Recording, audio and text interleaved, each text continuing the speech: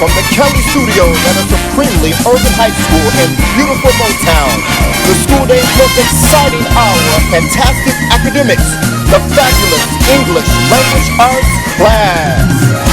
Reading, literature, comprehension, come on down. Grammatical convention, come on down. Vocabulary acquisition, come on down. And writing mechanism, come on down. These are the four main contestants in ELA. And now, here is the instructor of high school English, Professor Kelly.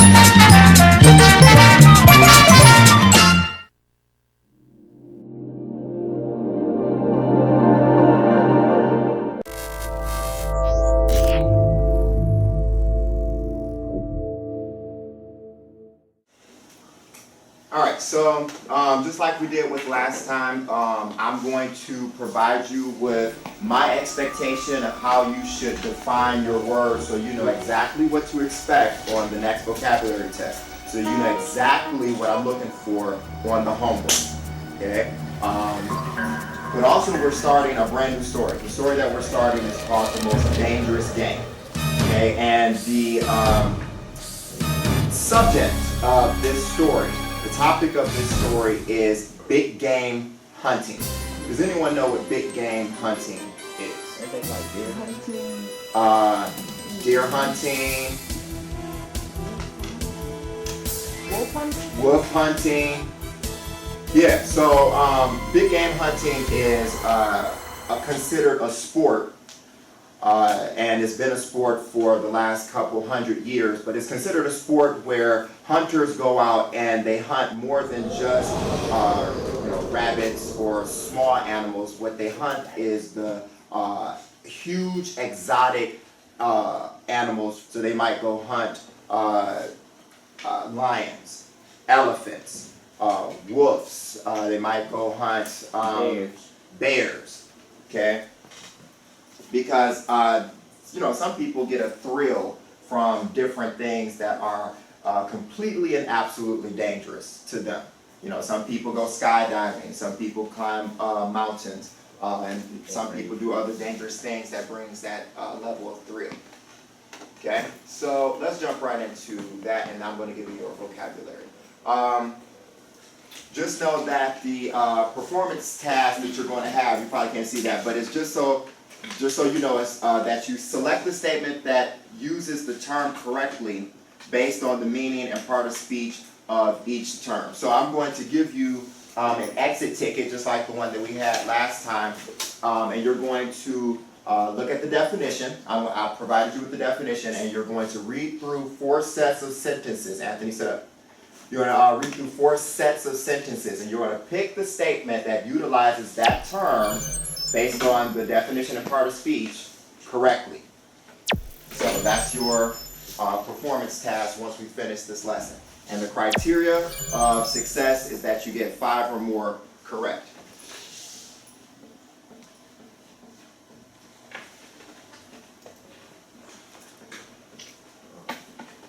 So here's a little introduction to big game hunting.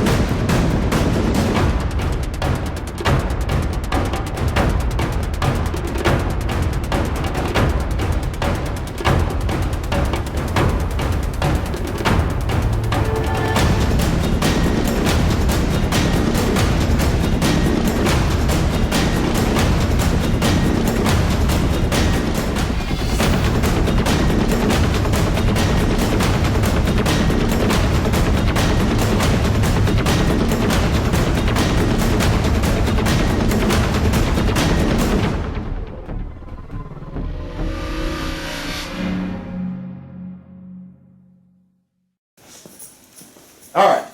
So that's our introduction to big game hunting, and the story that we read, The Most Dangerous Game, is actually very interesting, and there's a nice little plot twist in it that you're going to like. But I found it interesting that half of you had something to say about the sport, and so we at least know that there's two different sides to that sport. There's the people who promote it and advocate it, and there's the others who think that it's not right and it's not fair to those animals who are just living their lives in the wild. And there are special groups, some of them are animal activist groups that promote the health and the well-being, and they're against the mistreatment and abuse of animals. Even when we utilize animals to test certain products and makeup and cosmetics for ourselves, those groups are against all of that. And so you might find yourself on either side of that argument. All right, take out your language of literature textbooks and turn to page 20. Okay, on page 38, we see connect to your life. And remember, we started off watching the little video from the first day of high school. And what did we say the theme was? Anyone remember? We related it to your own life because you're just now starting off high school. What did we say the theme was? The theme was centered around status. Okay? And so the theme for this story is centered around survival. So at the top, Anthony, sit up. You're on number one. So at the top where it says connect to your life, it says survival. Can I have someone to read for us? A sudden storm traps hikers in the mountains. A hurricane leaves thousands homeless. The daily news is filled with stories of life-threatening events like these. With the partner, think about one or two similar situations you have experienced or heard about, using a chart like the one shown. Mark what you think are the three most important qualities that will help a person survive each ordeal. Discuss your choices with the partner. Okay, so again, we're talking about survival. And people have to have certain characteristics in order to survive. Otherwise, if you don't have those characteristics, it's probably just by mere fate that you've gotten through that situation. Otherwise, you have to have survival skills. And so now we're going to talk about what are those possible traits that you think are necessary in order to survive. So it said, looking at the news, you'll hear a bunch of different stories of catastrophic events that have happened, or maybe you've gone through some significant ones. What were some of the things that we've heard about recently going on in the country? A shooting. There was a shooting where? I think it was in Texas or Las Vegas. Las Vegas. There was a shooting in Las Vegas, a sniper. We've had a few sniper attacks here also. Obviously, those are never fun because just like with the animals who are being hunted, basically in that instance, you have a human who is being hunted. But let's go on to another one. What's another event that's been in the news, Anthony? Hurricane Irma, and I don't know if Jose ever touched down. Okay. Before that, it was Harvey. Notice how they go in alphabetical order. Harvey, Jose. Okay, so in each of those situations, there were devastations that either completely washed away or killed some people, or people actually survived. I have a friend who stays in Houston, Texas, and she swears it's by mere luck that she wasn't affected at all, period, by Hurricane Harvey. She said if she was living in one of the former areas that she did live in before, then it definitely would have flooded her entire neighborhood. But it's by mere luck she feels that her and her husband had moved to a certain area that did not get affected whatsoever. So luck, as we see on the chart next to connect to your life, might be a character trait that people have to have on their side in order to survive certain situations. So on your paper, just very briefly, I want you to think of just some character traits that people might need in order to survive a situation. But first you need a situation. So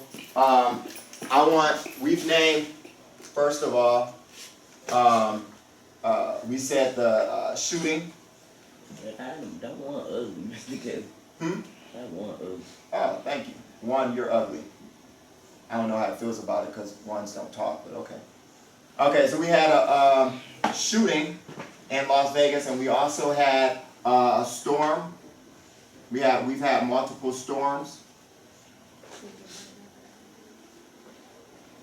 Okay, and under storms, I'm going to also say one of my own experiences is when I was younger. I remember, I don't know how old I was. I just don't remember the age, but I was definitely a teenager. But I remember waking up and I looked out the window and I could barely tell whether it was daytime or if it was evening because it was that dark outside. Can't even sit up. And I remember feeling so frightened because I was terrified of tornadoes. And so once I realized that, hey, I looked at the time and I realized it's morning and it's looking like it's nighttime, I was horrified. So I called my mom, she was at work, my sister was in her room, and my mother said to go down to the basement because I didn't know if a tornado was about to touch down at any second. So I remember us waiting in the basement, and my mother came home eventually, and the most that it did was it rained. But it's probably by sheer luck also that we did not receive a tornado touching down in our neighborhood. So pick one of the instances, either the shooting or different storms that you might have experienced, or maybe you've experienced something else. Maybe a dog chased you. Okay, that would be completely horrific or scary. Has anyone ever been the victim of a dog chase or a dog bite? Okay. Maybe you had to go get rabies shots after that, or maybe you outran the dog. So you might say that speed, which is on our chart here, is a character trait that someone would need in that situation. Okay. You might say that in certain situations, leadership qualities are necessary. So either pick one of the two scenarios up here, the shootings or the storms, or think of one of your own, put it on your paper, and just think of a few characteristic qualities or traits that someone would need in order to survive that situation. I'm going to give us just about 3 minutes on that. It's 8:32 and 8:35 we'll discuss. Okay, so you're either selecting storms or shootings or your own scenario that you had to go through it and endure. And what are characteristic traits that you or someone else would need to survive those situations? Okay, about 3 minutes. Someone had a hand up. Can I have someone to give me a different scenario other than shootings or different storms that might cause for certain survival tactics of a character?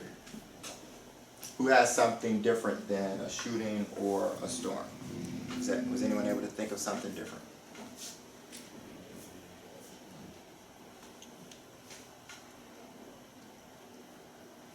Okay. Dorstein, which one did you pick? Shootings or storms? Storms. Storms, okay. Ms. Gory, which one did you pick? Shootings or storms? Neither? You don't have anything on your paper? Okay, so put minus 2 points on your paper. Breeze, what did you pick? Shootings or storms? Shooting. Shootings. Yeah, because you came up with it. So, can you share maybe one characteristic that someone would need in order to survive a shooting? Which would be highly useful because there is a such thing as school shootings. So, what'd you say? You need luck. Like you gotta try and duck sometimes. Okay. Luck.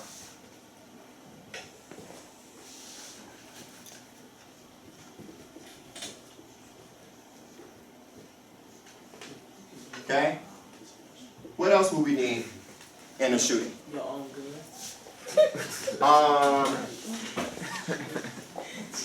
I mean, that would be material. Having your own arsenal weaponry, that would be material that we would need. But what's a characteristic that we would need? Probably not. If you had your own gun, then you probably need to know how to Use it. use it. Okay. So, Experience. okay, so you probably need to know, How to put your bullets in your foot. I would say, retaliation. Retaliation tactics. Okay, so you probably need to know retaliation tactics. Okay, so just because you have your own weaponry doesn't mean that you know how to use it. So you probably need to know how to use those weapons. That experience. Just like people say, make me put these hands on you. Okay, you might have those hands, but do you know how to use those hands? So you need retaliation tactics. What else would you need? Speed. Probably speed. Legs. Aim would be a part of the retaliation tactics. You probably need speed. What else would we probably need?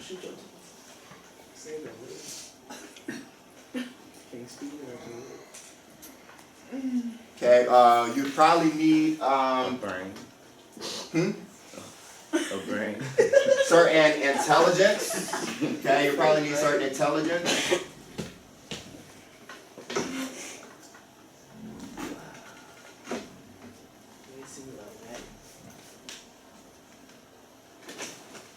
Okay, and I was gonna, and maybe this is related to intelligence. I was gonna say you probably need a certain intuition also to kind of be able to, like, almost a sixth sense, to be able to feel when someone is watching you or scoping you or got their eyes on you. You know what I'm saying? You kind of need that other sense where you can sense that something else is going down.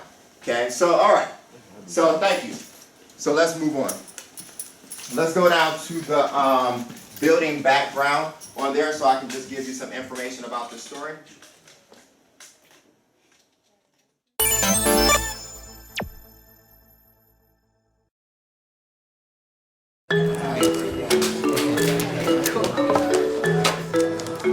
We're gonna pretend the whole class is one group. And we wanna see how well you work together. You need to get in line by the day you were born without talking. Because we teach group work to our students, they know they have a piece to contribute. No words. They know how to use their resources in other people, and they know how to build ideas together. Now we're gonna say the day you were born. 7, 9, 10. 11. Woo-hoo, we got it.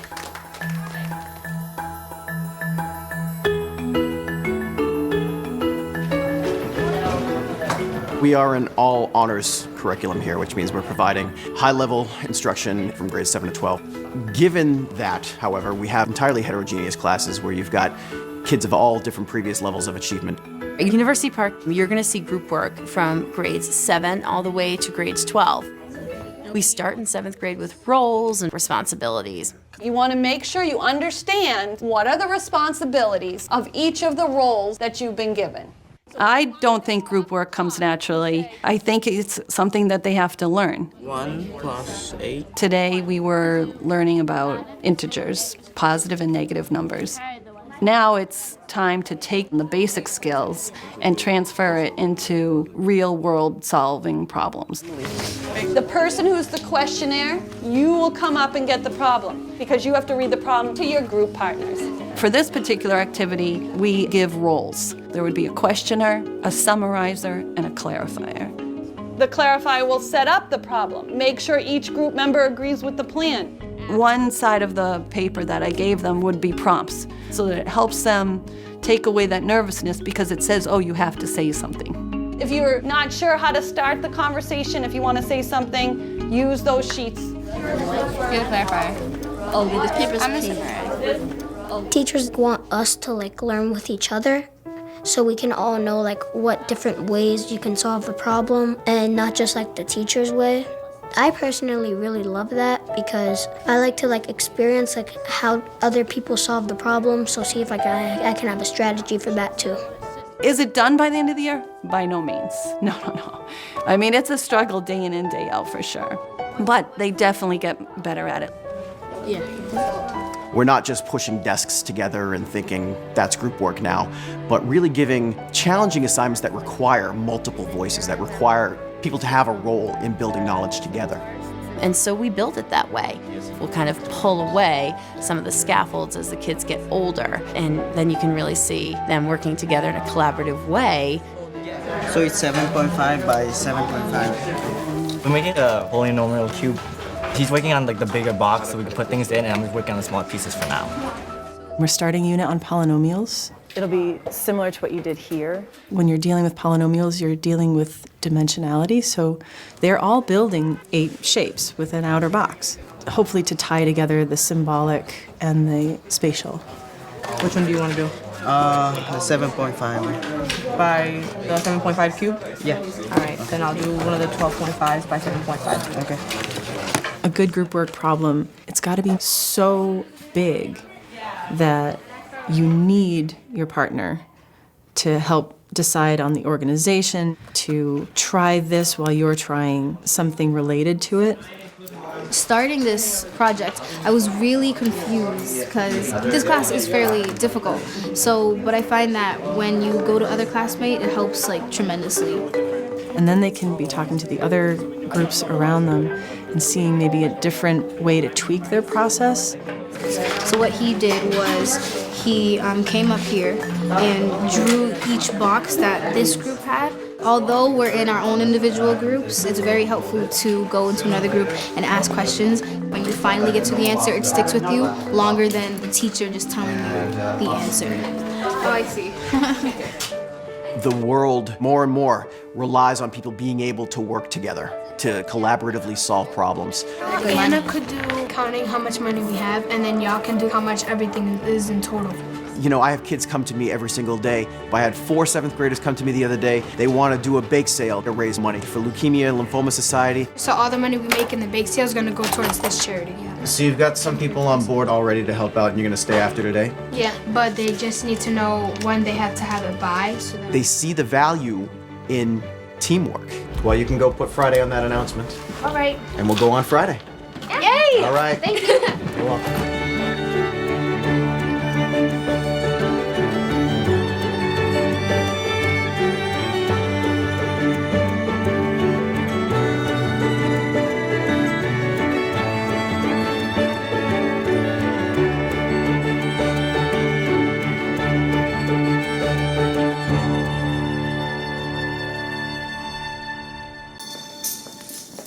So he said that the teacher wants to make sure that we, in so many words, I'm paraphrasing, he says the teacher wants to make sure that we interact with each other and that we learn from each other different ways of doing things other than just the teacher's way of doing things. Okay, so I'm here to provide you with instruction. I've created the lessons, but I haven't created the instruction necessarily.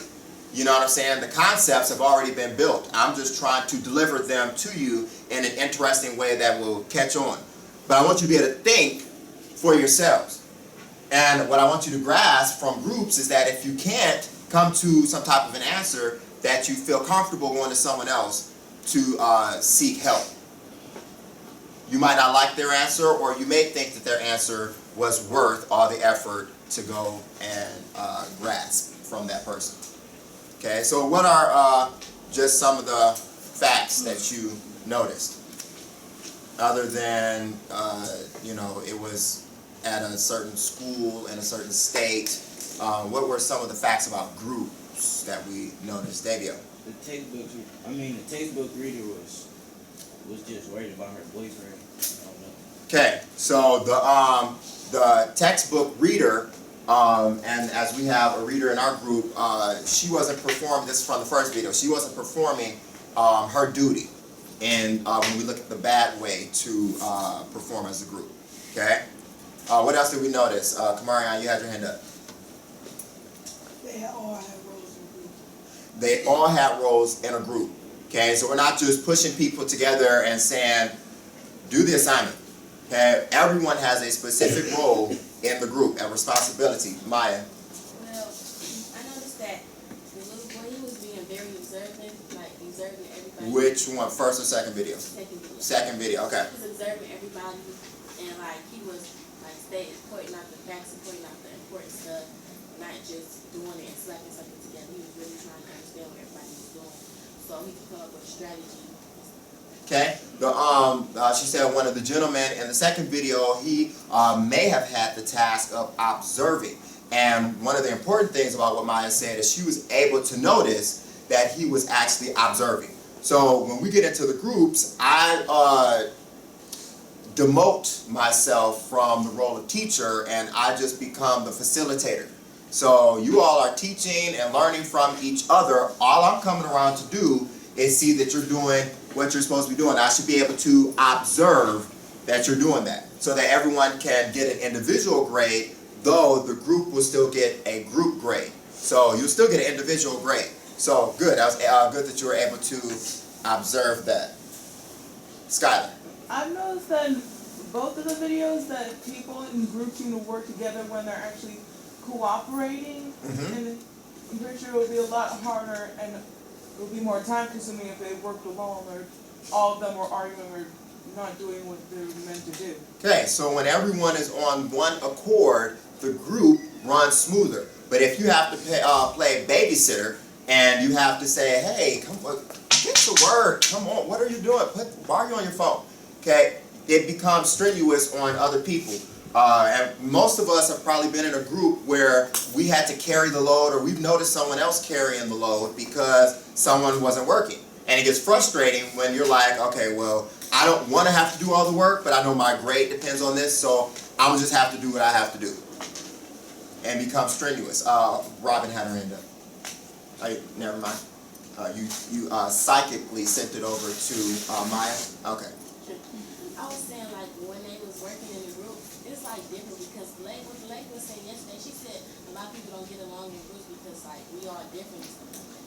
So like in the video they was just all come together. Like if we was to have the group in here, somebody would be doing something different.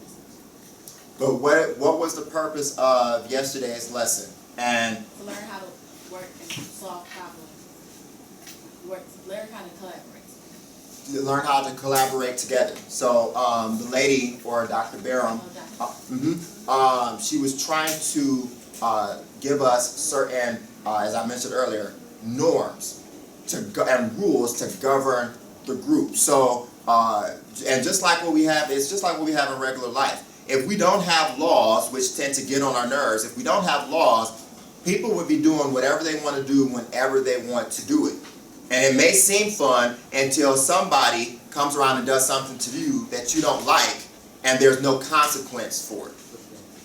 Okay, so we have to have laws because there's a lot of different things running through people's minds, and half of it is crazy. Okay, so we have to have laws that govern us, and so because we saw that they were getting along and it was not chaotic, we can assume that there were rules and norms in place. All right, so we're going to go to some notes about all of this. So on the basketball team, okay, Robin has to learn how to work in a group. Okay, she has to learn how to work together towards a common goal. Now, we may have our own individual goals, but that can't come before the common goal of meeting the objective. Otherwise, good morning. Otherwise, the group fails. Question. What if you have to work in a group yet you have like social anxiety or like it's just like really awkward trying to talk to other people? That's a great question, and that's why we go ahead and get it started right here in the classroom so that when you do get into the professional or corporate world, it won't look so awkward when you're asked to work in different groups, because you will be asked to work in different groups. Like I work in different groups here in the school. Copy down the role of the reader, because some of you will be the reader. Okay, so the reader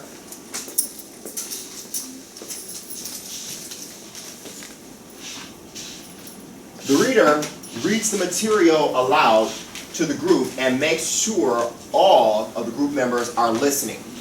Well, you said the reader will do what? The reader reads the material aloud to the group and make sure all members are listening. Okay, but these people will also be reading the entire story.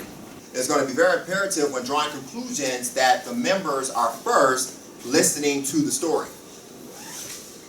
So, for the most part, the only thing I should really hear would be the reader at first.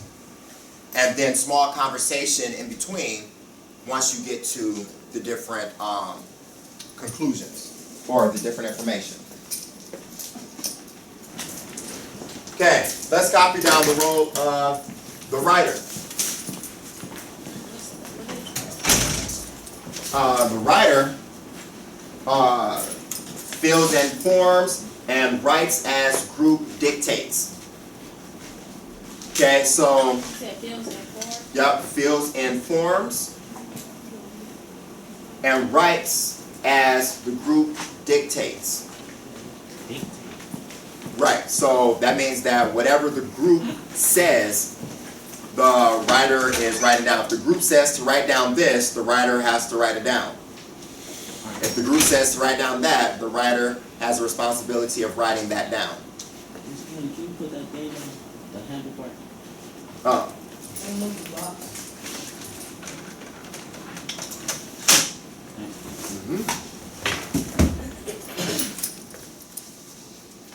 So far we'll have the reader who is reading everything in the story. But then we'll have the writer who's actually jotting down the information in the boxes with their utmost best penmanship. So after the group collaborates on what prior knowledge we bring to the table on this specific situation that the author gives us, once we come to a consensus on what that prior knowledge looks like, the writer will put that in the box. Okay, next we're copying down the summarizer. The summarizer has the task and responsibility of summarizing what was read. So after a portion of the story has been read, meaning basically once we get to one of these instances that I've written down in the author's box, once we get to that point, the summarizer is going to stop and kind of summarize what's going on in the story so far. It's going to do that much. The summarizer summarizes what was read. So we read a certain portion, we get to each one of these benchmarks. I put the page numbers on there. Once you read over this quote, once you get to that part, then you want to stop and summarize what was just read in the group. What was just read. So the summarizer is going to do their best to summarize that. Alright, so the summarizer makes sure all agree. So as we go around the group and we're like, so it's not just about what the summarizer thinks. We go around the group and we figure out how can we come to an agreement. Remember in our notes, in our objective, in our purpose. We went over our purpose yesterday, and it said that this has purpose in the workplace and in democratic communities. So wherever you have a vote or a voice, it's very important that you make sure that at least majority can agree. In your group, you're going to at least try to make sure that majority can agree and come to a consensus on the prior knowledge and then the conclusion. So make sure that your summarizer is not being a stage hog. Okay, they're not trying to steal the light and put all the answers down of what they think. And they're also making sure that everyone participates. So they are going to make sure that you do have something to say. So that's your participation also. So remember, I'm going to be going around and I'm just going to be facilitating. So if I say that, D'Angelo, if I say that you're the writer, I better see that you're the one who's writing everything that's being dictated into the boxes. Otherwise, if you pass it on over to Anthony and you say, man, I ain't writing this mess, you can go ahead and write it, that's your F for the assignment. The group is going to get an overall grade, but it's definitely going to be pulled down because one of the members took an F. Okay? I also shouldn't be able to see that the summarizer is doing all the work. Okay? Or that people are talking while the reader is reading. everyone needs to have a book in front of them and be reading along silently. And also the reader doesn't have to read every single thing. The reader can also delegate, okay, I want you to read this time. Now, it would be short little pieces, like a paragraph here, a paragraph there, that other people would read, but it's a lot of reading to do, so the reader doesn't have to do all the reading. Or the reader can say, okay, on this page, we're going to read silently, and then we're going to come to a consensus and let the summarizer help us come to an agreement on what was this basically saying. Okay, thank you for taking us to the next one. The last one is the manager, and the manager keeps the time, and it keeps the group on task. Okay, so when I was at Meyer, I remember I said I grew up working at Meyer. So I started off in the 9th grade, but I worked there for 9 years after that. So I progressed into being a cashier. I went to the service desk first, then a cashier, then I became the overall supervisor. I wasn't the manager, but I had management responsibility because the managers only handled when people had to get written up. But everybody had to report to me in order to know what they're supposed to be doing that day, when they want to go on break, when they get to go home. All of that was my decision. It was my job to keep track of the time. So I had to know when it's time for Rakaya to go on break, when it's time for her to get in because I need her to get on the checkout lane, okay, when it's time for her to go home, okay. It was up to me to keep my team on task. So if I see, one of my cashiers haven't come back from break yet, or they're lingering off and they're talking somewhere, hey, I need you back on your lane, okay. Or if I have too many people at the service desk, I need you to come out and open the lane and we're getting busy, okay. The manager also gathers all the materials that's necessary. So you make sure that if your group needs the books, or they need dictionaries or paper or pencils, make sure the manager has to make sure that all those materials are provided. Okay, and they also, most importantly, they give encouragement to the group members. Okay, so part of the manager is to that they give encouragement, they give compliments and praise, like, hey Skylar, you read that pretty well. Okay, so the manager will be talking to the reader and say, hey, that was some really good reading. Okay, or if the summarizer gets us to come to a really good summary of what was just read, or the prior knowledge, or a good conclusion, the manager will probably say, wow, that was deep. I'm impressed. Kudos to you. Okay? Or with the writer, you might say, dang, your penmanship is A1. Okay, so I need to hear that. And so whenever the manager gives some type of a compliment, that needs to be written down on the paper also. Okay, so the writer would write down all the compliments that were given, so I can know that the manager did their job. Okay. Come on, Monique, wake up. Virgie, look. Virgie, get off your phone. Oh my god, Drake is my boyfriend. Are you serious? Let's Chris, Snapchat. can you get off the It says dictionary? butt tree. Drake, did you know that I went to a Drake Come on, concert? guys, He we have talked work to me to and do. actually told me that he You know, loved there's Open a your book. cafe late and a cafeteria. That's not what we're Hey. doing. Never said that. Let's Come on, Snapchat. guys, let's get Cat vibes focused. like half a cat. Okay, Monique, can you go? We were supposed to do. Okay, we're supposed to read chapter 9, section 1, and then we're supposed to open-ended questions on the chapter and evaluating main ideas. Thank you. Virgie, your turn. Okay, so section 3 says federalism, and it asks us how is power shared. The framers wanted the states and the nation to become partners. Oh wait, of what government. does partners mean? Oh Should yeah. we look it up? Yeah, let's look that up because I don't know what partners are either.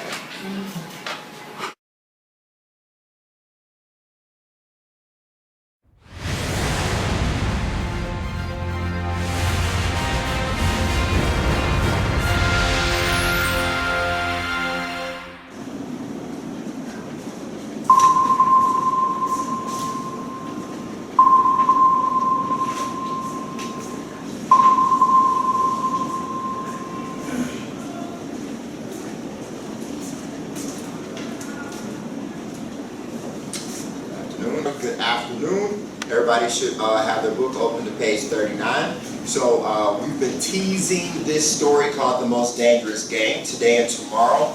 I'm going to read through as much of it as I possibly can because my goal is to have you all working in your groups on Thursday and Friday to answer the questions. And then we will nip this lesson into the bud and make it to the next one starting next week. So, page 39, The Most Dangerous Game by Richard Connick. Off there to the right, somewhere is a large island, said Whitney. It's rather a mystery. What island is it? Rainsford asked. The old charts call it Ship Trap Island, Whitney replied. A suggestive name, isn't it? Sailors have a curious dread of the place. I don't know why, some superstition. We're on page 40.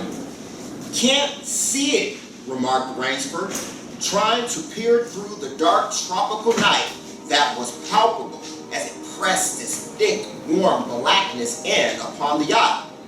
You've good eyes, said Whitney with a laugh, and I've seen you pick off a moose moving in the brown fall bush at 400 yards. But even you can't see for miles or so through a moonless Caribbean night, nor 4 yards, admitted Rainsford. Ugh, it's like moist black velvet.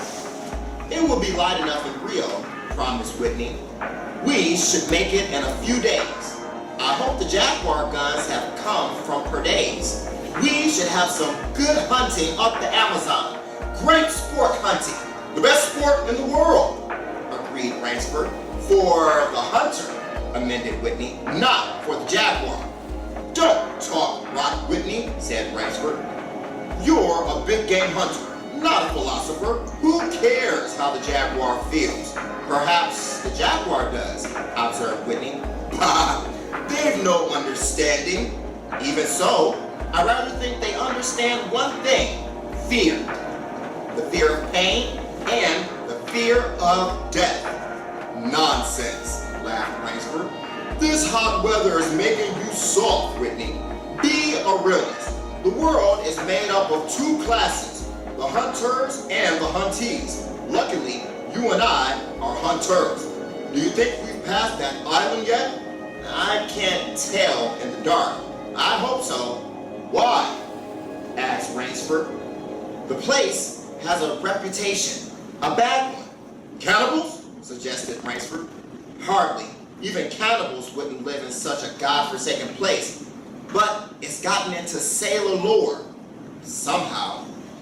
Didn't you notice that the crew's nerves seemed a bit jumpy today?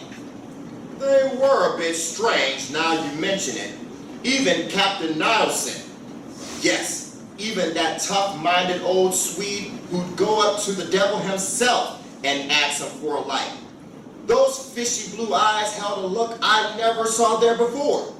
All I could get out of him was, this place has an evil name among seafaring men, sir. Then he said to me, very gravely, don't you feel anything?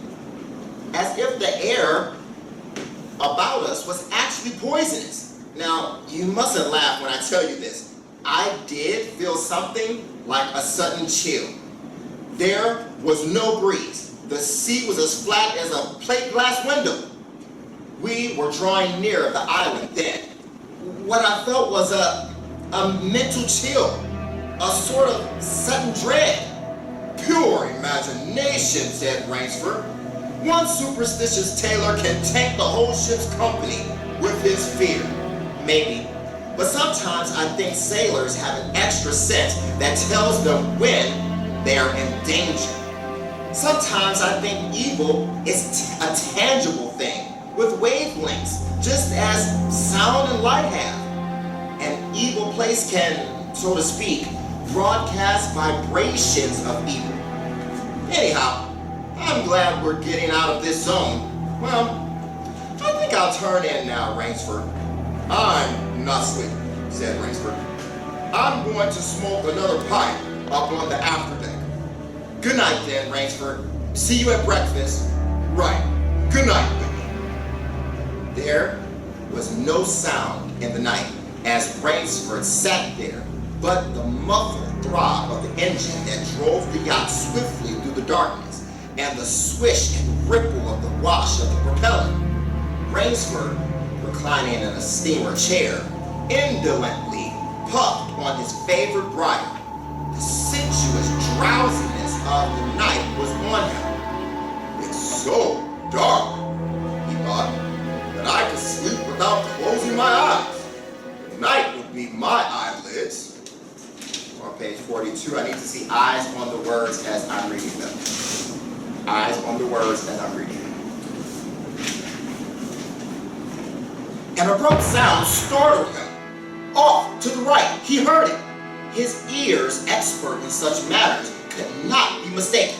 Again, he heard the sound. And again, somewhere off in the darkness, someone had fired a gun 3 times. Rainsford sprang up and moved quickly to the rail. Mystified, he strained his eyes in the direction from which the reports had come, but it was like trying to see through a blanket. He leaped upon the rail and balanced himself there to get a greater elevation. His pipe, striking a rope, was knocked from his mouth. He lunged for it. A short, hoarse cry came from his lips as he realized he had reached too far and had lost his balance. The cry was pitched off short as the blood-warm waters of the Caribbean Sea closed over his head. He struggled up to the surface and tried to cry out. But the wash from the speeding yacht slapped him in the face, and the salt water in his open mouth made him gag and strangle. Desperately, he struck out with strong strokes after the receding lights of the yacht. But he stopped before he had swum 50 feet. A certain cool-headedness had come to him. It was not the first time he had been in a tight place.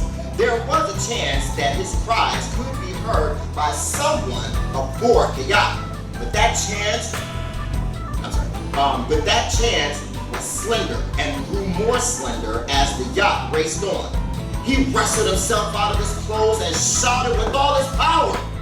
The lights of the yacht became faint and ever-vanishing fireflies. Then they were blotted out entirely by the night. Rainsford remembered the shots. They had come from the right, and doggedly he swam in that direction, swimming with slow, deliberate strokes, conserving his strength. For a seemingly endless time, he walked the sea. He began to count his strokes. He could do possibly 100 more, and then Rainsford heard a sound. It came out of the darkness, a high screaming sound, the sound of an animal in an extremity of anguish and terror. He did not recognize the animal that made the sound. He did not try to. With fresh vitality, he swam toward the sound. He heard it again. Then it was cut short by another noise. Crisp staccato. Pistol shot, muttered Rainsford, swimming on. 10 minutes of determined effort brought another sound to his ears, the most welcome he had ever heard, the muttering and growling of the sea breaking on a rocky shore. He was almost on the rocks before he saw them. On a night less calm, he would have been shattered against them. With his remaining strength, he dragged himself from the swirling waters. Jagged crags appeared to jut up into the opaqueness. He forced himself upward, hand over hand, gasping. His hands raw, he reached a flat place at the top. Dense jungle came down to the very edge of the cliffs. What perils that tangle of trees and underbrush might hold for him did not concern Rainsford just then. All he knew was that he was safe from his enemy, the sea, and that utter weariness was on him. He flung himself down at the jungle edge and tumbled headlong into the deepest sleep of his life. When he opened his eyes, he knew from the position of the sun that it was late in the afternoon. Sleep had given him new vigor. A sharp hunger was picking at him. He looked about him almost cheerfully. Where there are pistol shots, there are men. There are men, there is food, he thought. But what kind of men, he wondered, in so forbidding a place? An unbroken front of snarled and ragged jungle fringed the shore. He saw no sign of a trail through the closely knit web of weeds and trees. It was easier to go along the shore, and Rainsford floundered along by the water. Not far from where he had landed, he stopped. Some wounded thing, by the evidence, a large animal, had thrashed about in the underbrush. The jungle weeds were crushed down and the moss was lacerated. One patch of weeds was stained crimson. A small glittering object not far away caught Rainsford's eye, and he picked it up. It was an empty cartridge. A 22, he remarked. That's odd. It must have been a fairly large animal, too. The hunter had his nerve with him to tackle it with a light gun. It's clear that the brute put up a fight. I suppose the first 3 shots I heard was when the hunter flushed his quarry and wounded it. The last shot was when he trailed it here and finished it. He examined the ground closely and found what he had hoped to find, the print of hunting boots. They pointed along the cliff in the direction he had been going. Eagerly, he hurried along, now slipping on a rotten log or a loose stone, but making headway. Night was beginning to settle down on the island. Bleak darkness was blacking out the sea and jungle when Rainsford sighted the lights. He came upon them as he turned a crook in the coastline, and his first thought was that he had come upon a village, for there were many lights. But as he forged along, he saw to his great astonishment that all the lights were in one enormous building, a lofty structure with pointed towers plunging upward into the gloom. His eyes made out the shadowy outlines of a palatial chateau. It was set on a high bluff, and on 3 sides of it, cliffs dived down to where the sea licked greedy lips in the shadows. Mirage, thought Rainsford, but it was no mirage he found when he opened the tall spiked iron gate. Why are you always so late? Get some hand sanitizer and come have a seat.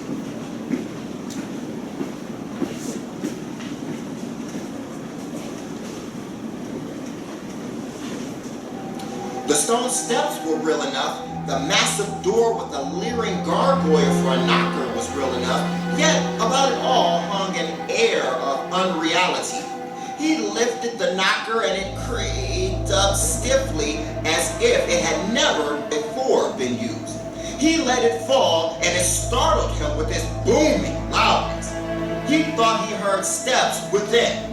The door remained closed. Again, Rainsford lifted the heavy knocker and let it fall.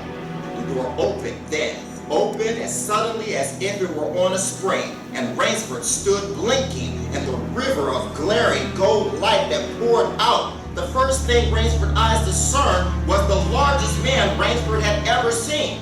A gigantic creature, solidly made and black-bearded to the waist. In his hand, the man held a long-barreled revolver, and he was pointing it straight at Rainsford's heart. Out of the snarl of beard, 2 small eyes regarded Rainsford. "Don't be alarmed," said Rainsford, with a smile which he hoped was disarming. "I'm no robber. I fell off a yacht. My name is Sanger Rainsford of New York City." The menacing look in the eyes did not change. The revolver pointed as rigidly as if the giant were a statue. He gave no sign that he understood Rainsford's words or that he had even heard them. He was dressed in uniform, a black uniform trimmed with gray astrakhan. "I'm Sanger Rainsford of New York," Rainsford began again. "I fell off a yacht. I am hungry." Page 44. The man's only answer was to raise with his thumb the hammer of his revolver. Then Rainsford saw the man's free hand go to his forehead in a military salute. And he saw him click his heels together and stand at attention. Another man was coming down the broad marble steps, an erect, slender man in evening clothes. He advanced to Rainsford and held out his hand. In a cultivated voice marked by slight accent that gave it added precision and deliberateness, he said, "It is a very great pleasure and honor to welcome Mr. Sanger Rainsford, the celebrated hunter, to my home." Automatically, Rainsford shook the man's hand. "I've read your book about hunting snow leopards in Tibet, you see," explained the man. "I am General Zaroff. Hey, I'm doing class. Goodbye."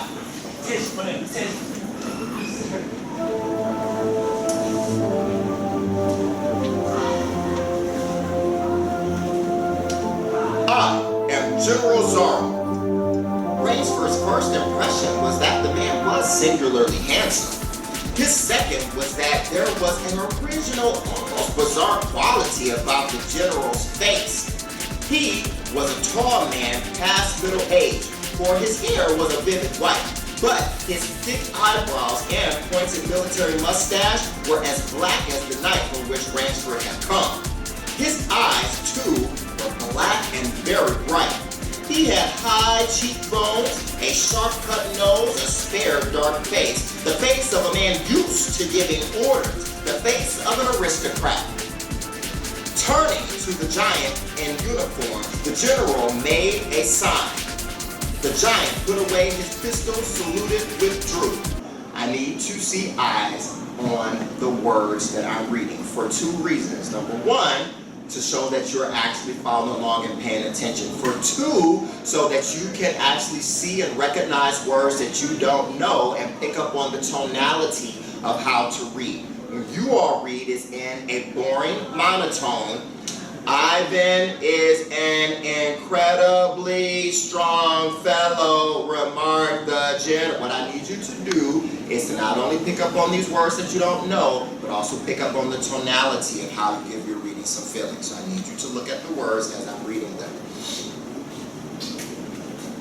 "Ivan is an incredibly strong fellow," remarked the general, "but he has the misfortune to be deaf and dumb." When he says dumb, he means that he cannot speak. "A simple fellow, but I'm afraid, like all his race, a bit of a savage."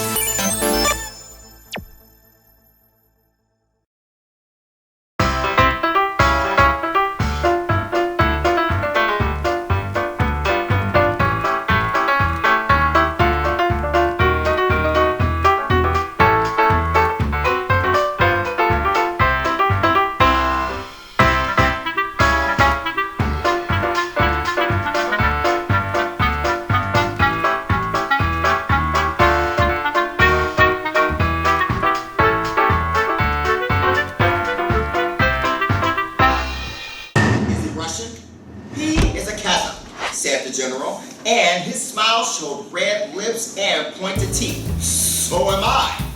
Come," he said, "we shouldn't be chatting here.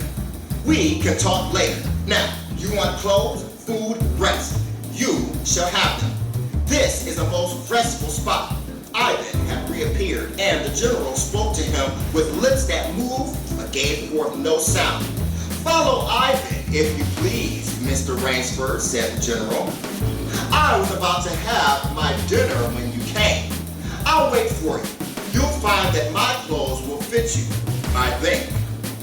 It was to a huge beam-ceiling bedroom with a canopied bed big enough for 6 men that Rainsford followed the silent giant. Ivan laid out an evening suit, and Rainsford, as he put it on, noticed that it came from a London tailor who ordinarily cut and sewed for none below the rank of duke. The dining room to which Ivan conducted him was in many ways remarkable. There was a medieval magnificence about it. It suggested a baronial hall of feudal times with its oaken panels, its high ceiling, its vast refectory table where 2 men could sit down to eat. About the hall were the mounted heads of many animals: lions, tigers, elephants, moose, bears, larger or more perfect specimens Rainsford had never seen. At the great table, the general was sitting alone. "You'll have a cocktail, Mr. Rainsford," he suggested. The cocktail was surpassingly good, and Rainsford noted the table appointments were of the finest: the linen, crystal, the silver, the china. They were eating borscht, the rich red soup with whipped cream so dear to Russian palates. Half apologetically, General Zarov said, "We do our best to preserve the amenities of civilization here. Please forgive any lapses. We are well off the beaten track, you know. Do you think the champagne has suffered from its long ocean trip?" "Not in the least," declared Rainsford. He was fine general, a most thoughtful and affable host, a true cosmopolite. But there was one small trait of the general's that made Rainsford uncomfortable. Whenever he looked up from his plate, he found the general studying him, appraising him narrowly. "Perhaps," said the general, "you are surprised that I recognized your name. You see, I read all books on hunting published in English, French, and Russian. I have but one passion in life, Mr. Rainsford, and it is the hunt." We're on page 47. "You have some wonderful heads here," said Rainsford as he ate a particularly well-cooked filet mignon. "That Cape buffalo is the largest I ever saw." "Oh, that fellow?" "Yes, he was a monster." "Did he charge you?" "Hurled me against a tree," said the general. "Fractured my skull, but I got the brute." "I've always thought," said Rainsford, "that the Cape buffalo is the most dangerous of all big game." For a moment, the general did not reply. He was smiling his curious red-lipped smile. Then he said slowly, "No, you are wrong, sir."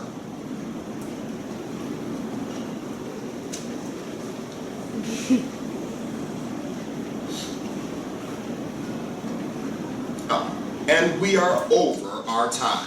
Okay. So you don't have to wipe off your desk today. You are free to go to your 5th hour. Have an excellent day.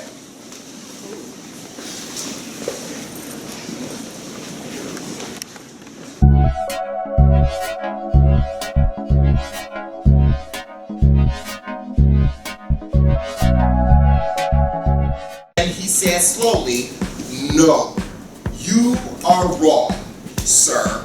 The Cape buffalo is not the most dangerous big game. He sipped his wine here in my preserve on this island," he said in the same slow tone.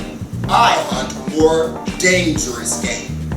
We're on page 47 in the middle of that column.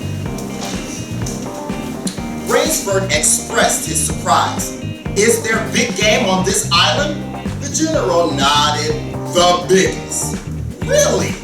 "Oh, it isn't here naturally, of course. I have to stock the island." "What have you imported, General?" Rainsford asked. "Tigers?" The general smiled.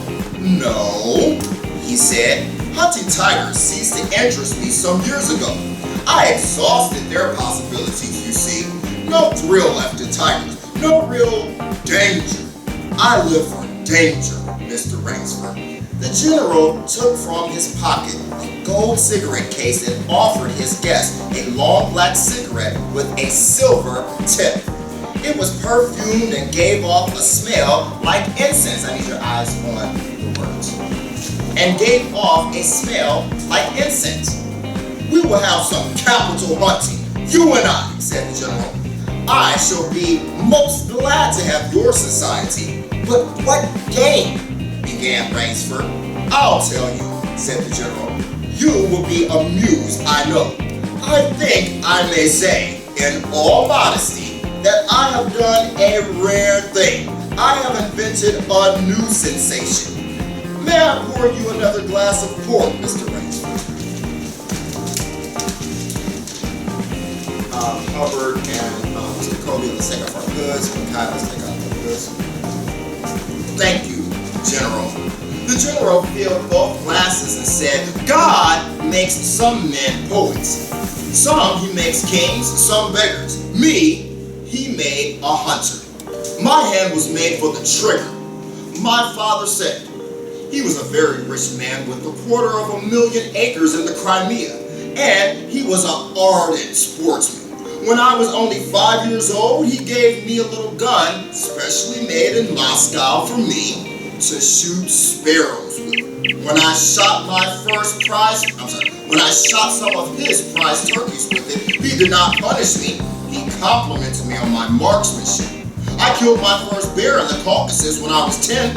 My whole life has been one prolonged hunt. I went into the army. It was expected of noblemen's sons, and for a time commanded a division of the Kazakh cavalry. But my real interest was always the hunt. I have hunted every kind of game in every land. It will be impossible for me to tell you how many animals I have killed. The General puffed at his cigarette. After the debacle, where did I say I need your eyes at? Next, I'm going to just start handing out warnings. I'm not asking, I'm telling you. I need people's eyes on pages. After the debacle in Russia, I left the country, for it was imprudent for an officer of the Tsar to stay there. Many noble Russians lost everything. I, luckily, had invested heavily in American securities. So, I shall never have to open a tea room in Monte Carlo or drive a taxi in Paris. Naturally, I continue to hunt. Grizzlies in your Rockies, crocodiles in the Ganges, rhinoceroses in East Africa. It was in Africa that the Cape Buffalo hit me and laid me up for 6 months. As soon as I recovered, I started for the Amazon to hunt jaguars, for I had heard they were unusually cunning. They weren't, the Kazakh side. They were no match at all for a hunter with his wits about him and a high-powered rifle. I was bitterly disappointed. I was lying in my tent with a splitting headache one night when a terrible thought pushed its way into my mind. Hunting was beginning to bore me. And hunting, remember, had been my life. I have heard that in America, businessmen often go to pieces when they give up the business that has been their life. Yes, that's so, said Rainsford.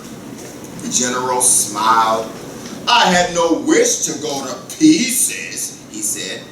I must do something. Now, mine is an analytical mind, Mr. Rainsford. Doubtless that is why I enjoy the problems of the chase. No doubt, General Zaroff. So, continued the General, I asked myself why the hunt no longer fascinated me. You are much younger than I am, Mr. Rainsford, and have not hunted as much. But you perhaps can guess the answer. What was it? Simply this. Hunting had ceased to be what you call a sporting proposition. It had become too easy. I always got my query. Always. There is no greater bore than perfection. The General lit a fresh cigarette. No animal had a chance with me anymore. It is no boast. It is a mathematical certainty. The animal had nothing but his legs and his instinct. Instinct is no match for reason. When I thought of this, it was a tragic moment for me, I can tell you. Rainsford leaned across the table, absorbed in what his host was saying. It came to me as an inspiration what I must do, the General went on. And that was... The General smiled, the quiet smile of one who has faced an obstacle and surmounted it with success. I had to invent a new animal to hunt, he said. A new animal? You're joking. Not at all, said the General. I never joke about hunting. I needed a new animal. I found one. So I bought this island, built this house, and here I do my hunting.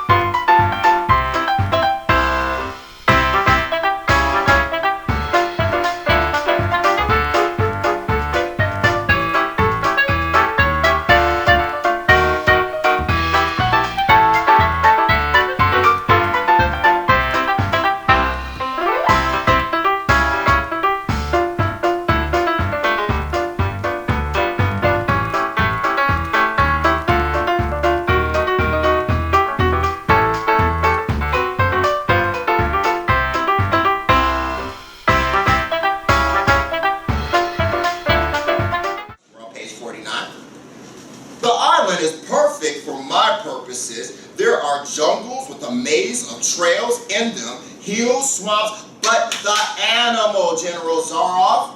Oh, said the general, it supplies me with the most exciting hunting in the world. No other hunting compares with it for an instant. Every day I hunt and I never grow bored now, for I have a query with which I can match my wits, page 49. Rainsford's bewilderment showed in his face. I wanted the ideal animal to hunt, explained the general. So I said, what are the attributes of an ideal query? And the answer was, of course, it must have courage, cunning, and above all, it must be able to reason.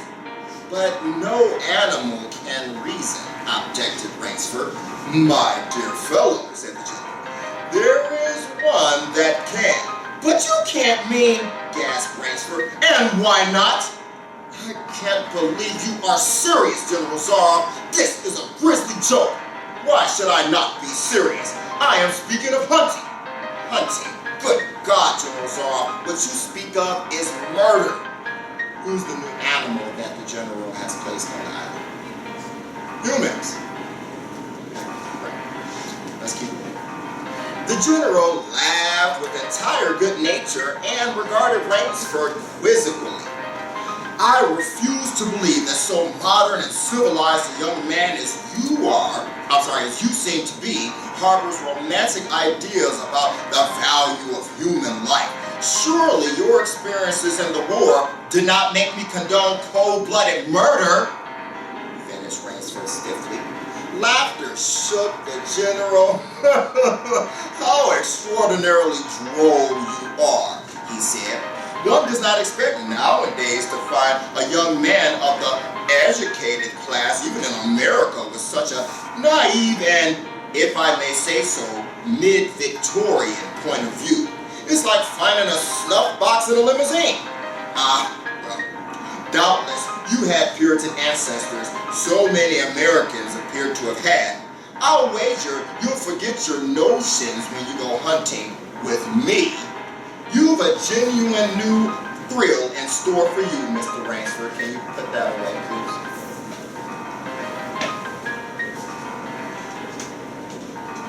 Thank you. I'm a hunter, not a murderer. Dear me, said the general, quite unruffled. Again, that unpleasant word, but I think I can show you that your scruples are quite ill-founded.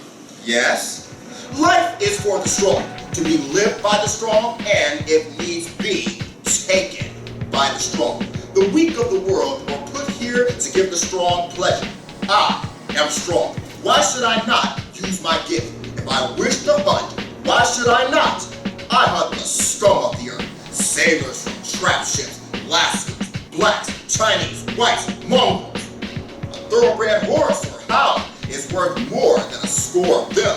But they are men, said Rainsford hotly.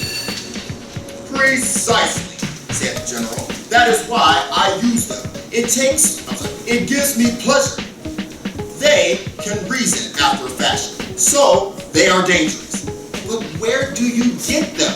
The general's left eyelid fluttered down in a wink. This island is called Shiptrack, he answered.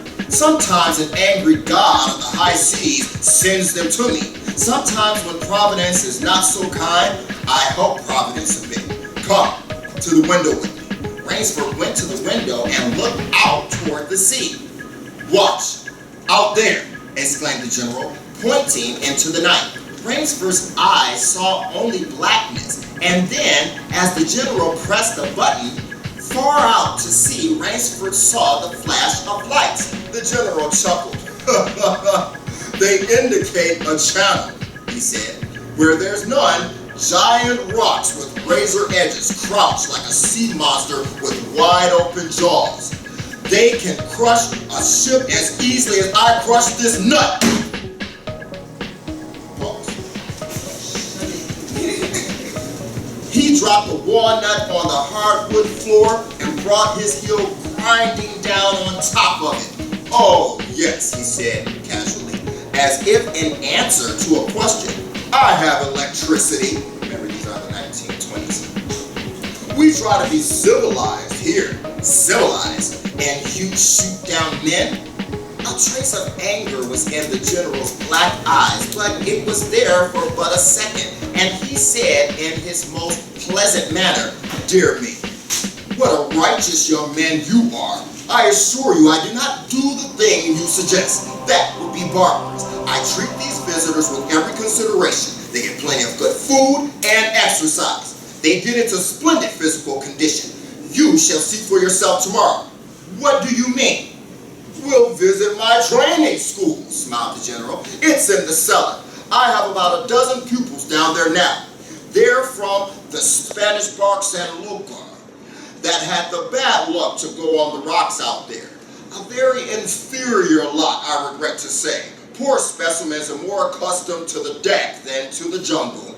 He raised his hand, and Ivan, who served as waiter, brought thick Turkish coffee.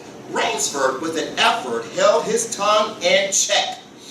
"It's a game, you see," pursued the general blandly. "I suggest to one of them we go hunting.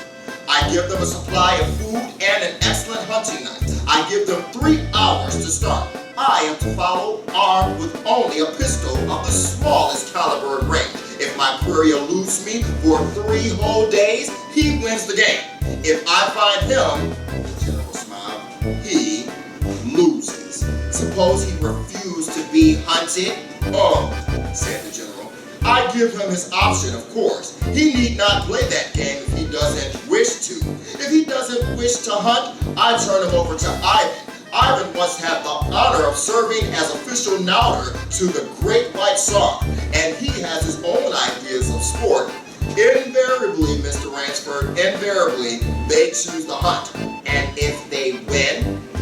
The smile on the general's face widened. "To date, I have not lost," he said. Then he added hastily, "I don't wish you to think me a braggart, Mr. Ransford. Many of them afford only the most elementary sort of problem. Occasionally, I strike a Tartar. One almost did when I eventually had to use the dogs." "The dogs? This way, please, I'll show you." The general steered Rainsford to a window. The lights from the windows sent a flickering illumination that made grotesque patterns on the courtyard below. And Rainsford could see moving down there a dozen or so huge black shapes as they turned toward him. Their eyes glittered greenly. "A rather good lot, I think," observed the general. "They are let out at 7 every night. If anyone should try to get into my house or out of it, something extremely regrettable would happen to him." He hummed a snatch of a song from the Follies Burgher. "And now," said the general, "I want to show you my new collection of heads. Will you come with me to the library? I hope," said Rainsford, "that you will excuse me tonight, General Zaroff. I'm really not feeling at all well." "Ah, indeed?" the general inquired solicitously. "Well, I suppose that's only natural after your long swim. You need a good restful night's sleep. Tomorrow, you'll feel like a new man, I'll wager. Then we'll hunt, eh? I've one rather promising prospect." Rainsford was hurrying from the room. "Sorry you can't go with me tonight," called the general. "I expect rather fair sport, a big strong black. He looks resourceful. Well, good night, Mr. Rainsford. I hope you have a good night's rest."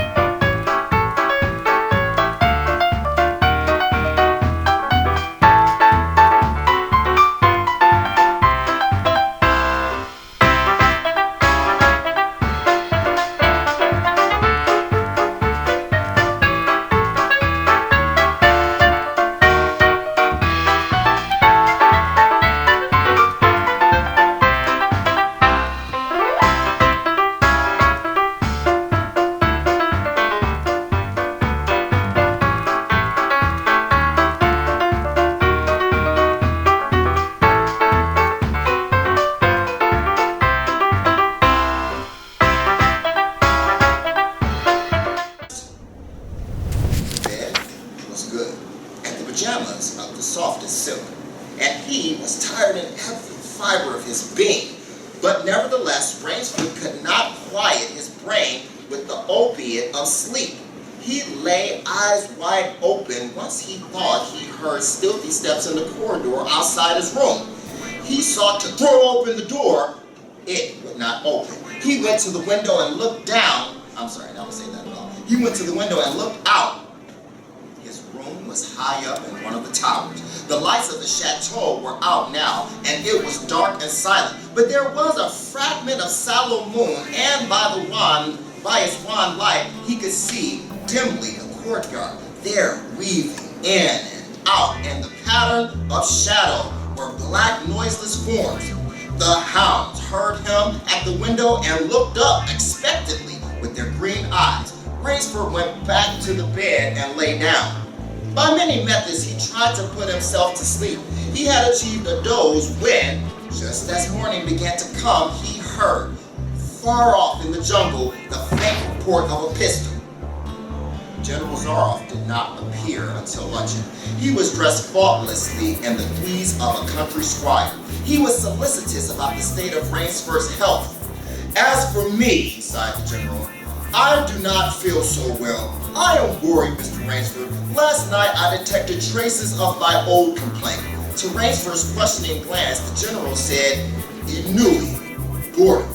Then, taking a second helping of crepe Suzettes, the general explained, the hunting was not good last night. The fellow lost his head.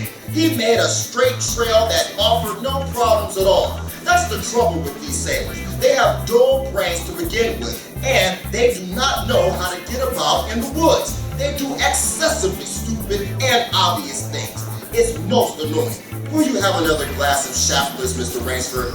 General, said Rainsford firmly, I wish to leave this island at once.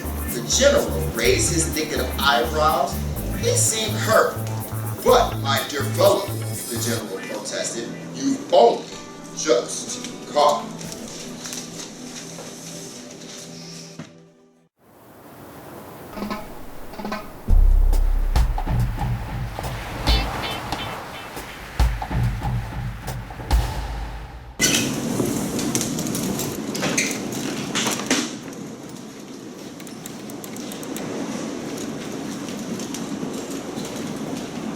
Alright. Sit up, please. You've had no hunting. I wish to go today, said Rainsford. He saw the dead black eyes of the general on him, studying him. General Zaroff's face suddenly brightened. He filled Rainsford's glass with Veneral Shaftless from a dusty bottle. Tonight, said the general, we will hunt, you and I. Rainsford shook his head. No, General, he said, I will not hunt. The general shrugged his shoulders and delicately ate a hothouse grape. As you wish, my friend, he said. The choice rests entirely with you. But may I not venture to suggest that you will find my idea of sport more diverting than Ivan's? He nodded toward the corner to where the giant stood, scowling, his thick arms crossed on his hogshead of chest. You don't mean, cried Rainsford. My dear fellow, said the general, have I not told you I always mean what I say about hunting? This is really an inspiration. I drink to a foeman worthy of my steel. At last, the general raised his glass, but Rainsford sat staring at him. You'll find this game worth playing, the general said enthusiastically. Your brain against mine, your woodcraft against mine, your strength and stamina against mine. Outdoor chess, and the stake is not without value, eh? And if I win, began Rainsford huskily, I'll cheerfully acknowledge myself defeated if I do not find you by midnight of the third day, said General Zaroff. My sloop will place you on the mainland near a town. The general read what Rainsford was thinking. Oh, you can trust me, said the cat's eye. I will give you my word as a gentleman and a sportsman. Of course, you in turn must agree to say nothing of your visit here. I need your book flat on the desk so I can see your eyes, Mr. Bass. Flat on the desk.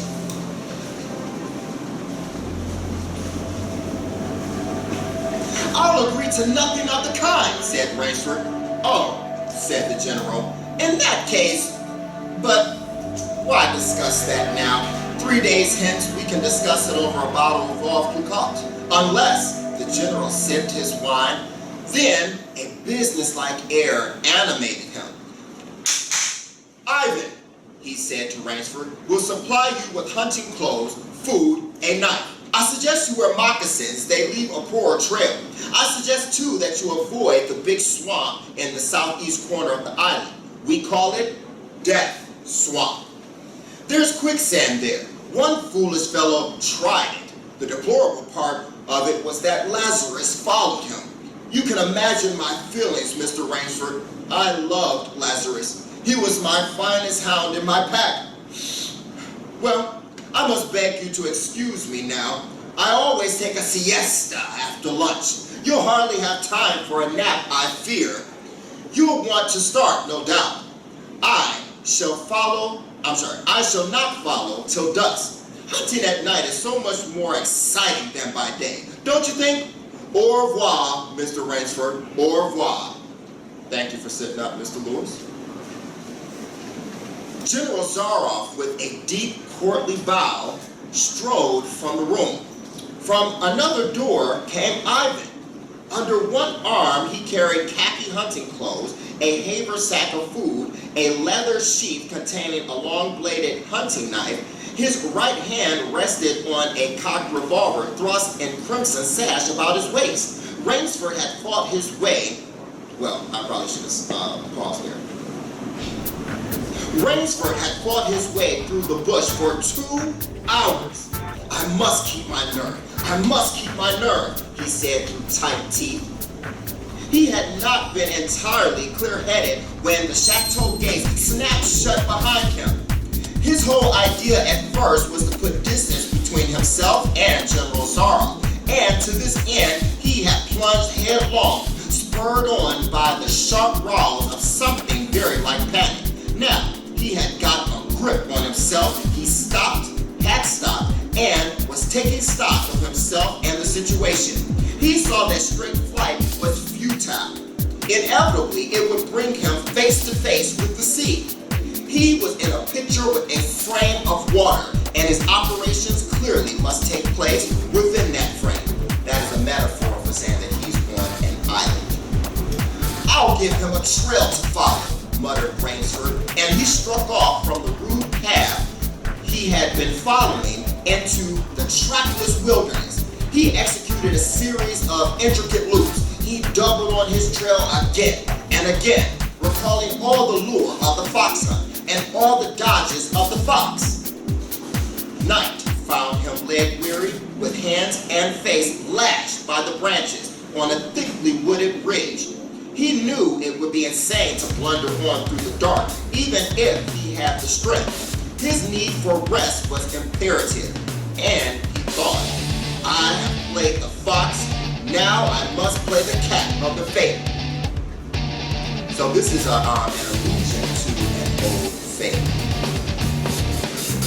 A big tree with a thick trunk and outspread branches was nearby, and taking care to leave not the slightest mark, he climbed up into the crotch and, stretching out on one of the broad limbs after a fashion, rested. Rest brought him new confidence and almost a feeling of security. Even so zealous a hunter as General Zara could not trace him there. He told himself, only the devil himself could follow that complicated trail through a jungle after dark. But perhaps the general was a devil. Fasten it off. An apprehensive night crossed slowly by like a wounded snake. And sleep did not visit Rainsford, though the silence of a dead world was on the jungle. Toward morning, when a dingy gray was tarnishing the sky. Cry of some startled bird focused Rainsford's attention in that direction. Something was coming through the bush, coming slowly, carefully, coming by the same winding way Rainsford had come. He flattened himself down on the limb and through a screen of leaves almost as thick as tapestry, he watched. I didn't hear him. He flattened himself down on the limb and through a screen of leaves almost as thick as tapestry, he watched. The thing that was approaching was a man. It was General Zorro. He made his way along with his eyes fixed in utmost concentration on the ground before him. He paused, almost beneath the tree, dropped to his knees, and studied the ground. Rainsford's impulse was to hurl himself down like a panther, but he saw that the general's right hand held something metallic, a small automatic pistol. The hunter shook his head several times, as if he were puzzled. Then he straightened up and took from his case one of his black cigarettes. Its pungent incense-like smoke floated up to Rainsford's nostrils. Rainsford held his breath. The general's eyes had left the ground and were traveling inch by inch up the tree.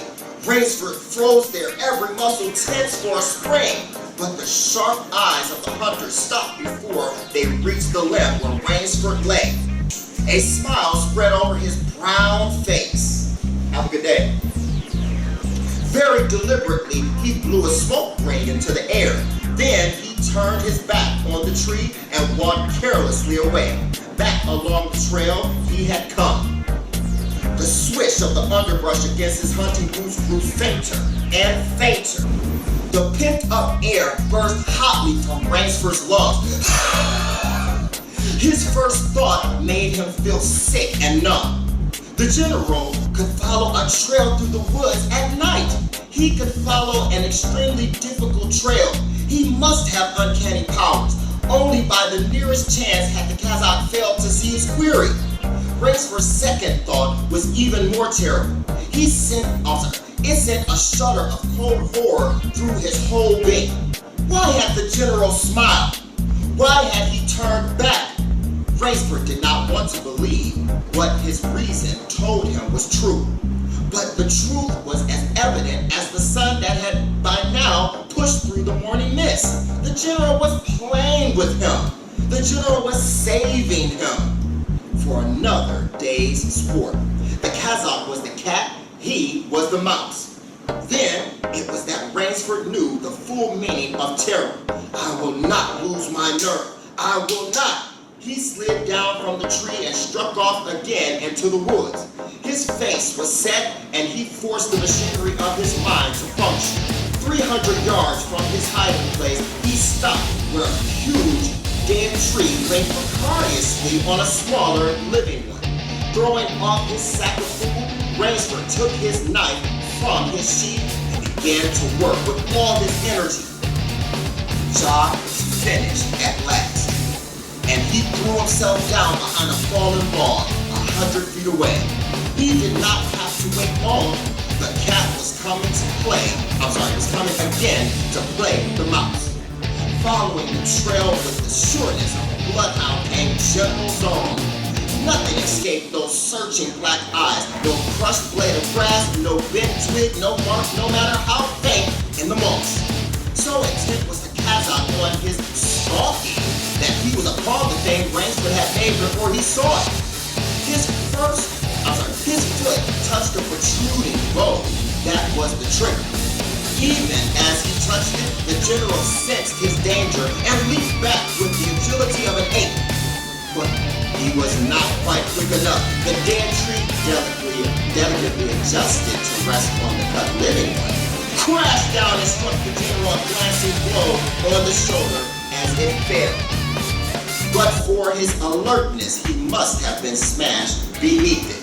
He staggered, but he did not fall, nor did he drop his revolver. He stood there rubbing his injured shoulder, and Rainsford, with fear again gripping his heart, heard the general's mocking laugh ring through the jungle. Ha ha ha ha ha! Rainsford! If you are within sound of my voice, as I suppose you are, let me congratulate you. Not many men know how to make a melee man catcher. Luckily for me, I too have hunted in Malawi. You are proving interesting, Mr. Rainsford. I am going now to have my wound dressed. It's only a slight one, but I shall be back. I shall be back. When the general, nursing his... Miss Barrett, stand up, you just lost your civic privileges. And put your book in your hand. We're on page 55, the second column. The first column. When the general, nursing his bruised shoulder, had gone, Rainsford took up his flight again. It was flight now, a desperate, hopeless flight that carried him on for some hours. Dusk came, then darkness, and still he pressed on. The ground grew softer under his moccasins. The vegetation grew ranker, denser. We turn the page. We're on page 56. Mr. Bass, we've turned the page. We're on page 56. Can you go ahead and stand up for me? Insects bit him savagely. Then, as he stepped forward, his foot sank into the ooze. He tried to wrench it back, but the muck sucked viciously at his foot as if it were a giant leech. With a violent effort, he tore his foot loose. He knew where he was now: death, swamp, and its quicksand. I need you to stand up. Now sit up. I said stand up. Yes, stand up. His hands were tight closed as if his nerve were something tangible that someone in the darkness was trying to tear from his grip. The softness of the earth had given him an idea. He stepped back from the quicksand a dozen feet or so, and like some huge prehistoric beaver, he began to dig. Rainsford had dug himself in France when a second's delay meant death. That had been a placid pastime compared to his digging now. The pit grew deep. When it was above his shoulders, he climbed out and from some hard saplings cut stakes and sharpened them to a fine point. These stakes he planted in the bottom of the pit with the points sticking up. With flying fingers, he wove a rough carpet of weeds and branches, and with it he covered the mouth of the pit. Then, wet with sweat and aching with tiredness, he crouched behind the stump of a lightly charred tree. He knew his pursuer was coming. He heard the padding sound of feet on the soft earth, and the night breeze brought him the perfume of the general's cigarette. It seemed to Rainsford that the general was coming with unusual swiftness. He was not feeling his way along foot by foot. Rainsford, crouching there, could not see the general, nor could he see the pit. He lived a year and a minute. Then he felt an impulse to cry aloud with joy, for he heard the sharp crackle of the breaking branches as the cover of the pit gave way. He heard the sharp scream of pain as the pointed stakes found their mark. He leaped up from his place of concealment. Then he cowered back.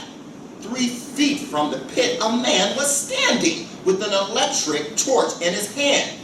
"You've done well, Rainsford," the voice of the general called.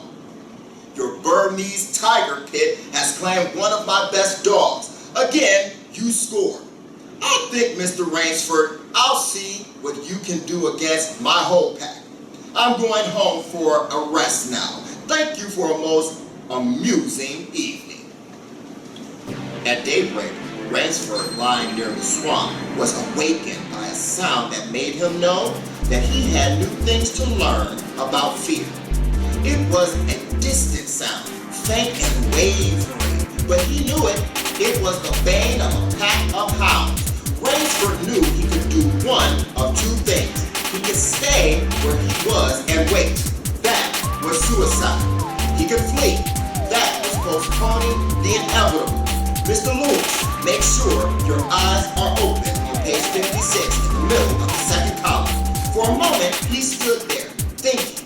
An idea that held a wild chance came to him. And, tightening his belt, he headed away from the swamp. The baying of the hounds grew nearer. Then still nearer, ever nearer. On a ridge, Rainsford climbed a tree. Down a water course, not a quarter of a mile away, he could see the bush moving. Straining his eyes, he saw the lean figure of General Zorro just ahead of him. Rainsford made out another figure whose wide shoulders surged through the tall jungle weeds.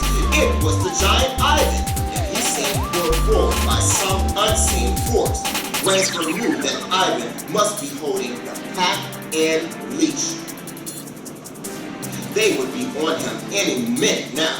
His mind worked frantically. He thought of a native trick he had learned in Uganda. He slid down the tree. We're on page 57, at the top of the first column. He caught hold of a stringy young sapling, and to it he fastened his hunting knife. With the blade pointing down the trail, with a bit of wild grapevine, he tied back the sapling. Then he ran for his knife. The hounds raised their voices as they hit the fresh scent. Rainsford knew now how an animal at bay feels. He had to stop to get his breath. The baying of the hounds stopped abruptly, and Rainsford's heart stopped too. They must have reached the knife. He shinned excitedly up a tree and looked back. His pursuers had stopped, but the hope that was in Rainsford's brain when he climbed died. For he saw in the shallow valley that General Zorro was still on his feet, but Ivan was not. The knife, driven by the recoil of the springing tree, had not wholly failed. Rainsford had hardly tumbled to the ground when the pack took up the cry again. Nerd, nerd, nerd, he panted as he dashed along. A blue gap showed between the trees dead ahead, and ever nearer drew the hounds. Rainsford forced himself on toward the gap. He reached it. It was the shore of the sea. Across a pole, he could see a gloomy gray stone of the chateau. 50 feet below him, the sea rumbled and hissed. Rainsford hesitated. He heard the hounds. Then he leaped far into the sea. When the general and his pack reached the place by the sea, the Kazakh stopped. For some minutes, he stood regarding the blue-green expanse of water. He shrugged his shoulders. Then he sat down, took a drink of brandy from a silver flask, lit a perfumed cigarette, and hummed a bit from that damn butterfly. General Zorro had an exceedingly good dinner in his great paneled dining hall that evening. With it, he had a bottle of Paul Roger and half a bottle of Chambers. Two slight annoyances kept him from perfect enjoyment. One was the thought that it would be difficult to replace Ivan. The other was that his query had escaped him. Of course, the American hadn't played the game, so thought the general as he tasted his after-dinner liquor. In his library, he read to soothe himself from the works of Marcus Aurelius. At 10, he went up to his bedroom. He was deliciously tired, he said to himself as he locked himself in. There was a little moonlight, so before turning on his light, he went to the window and looked down at the courtyard. He could see the great hounds, and he called, "Better luck another time," to them. Then he switched on the light. A man who had been hiding in the curtains of the bed was standing there. "Rainsford!" screamed the general. "How in God's name did you get here?" "Swam," said Rainsford. "I found it quicker than walking through the jungle." The general sucked in his breath and smiled. "I congratulate you," he said. "You have won the game." Rainsford did not smile. "I am still a beast at bay," he said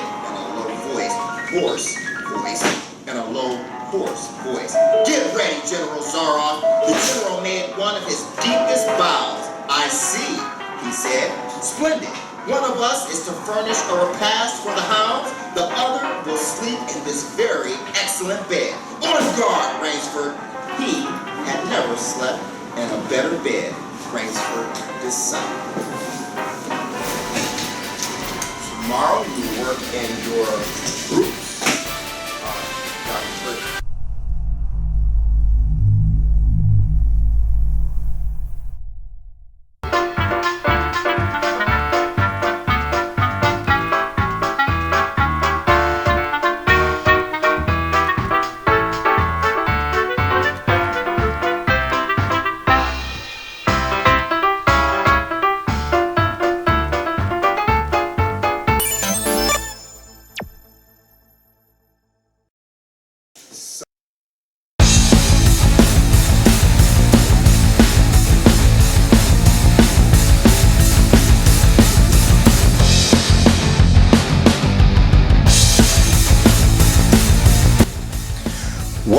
to vocabulary test number 1, based on the exact same 20 words assigned for homework from the past 4 weeks. Instructions for numbers 1 through 20. Use the phonetic spelling to recognize and spell each vocabulary term correctly in the space provided within 60 seconds. Instructions for numbers 21 through 30. Select the correct part of speech for each term within 60 seconds.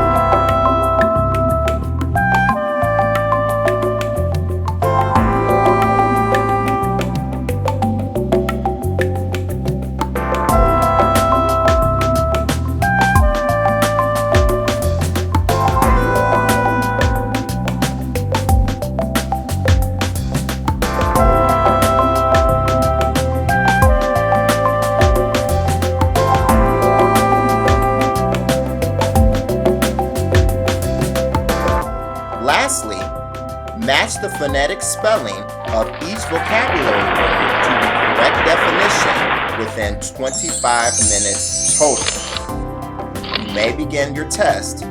Good luck.